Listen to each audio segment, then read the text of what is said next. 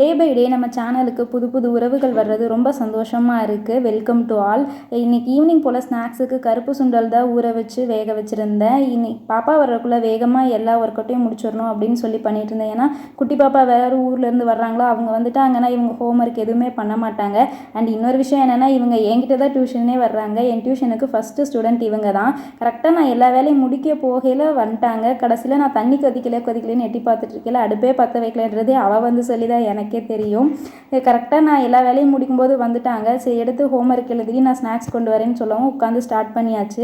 But அவகிட்ட சொல்லாமல் தான் பண்ணேன்.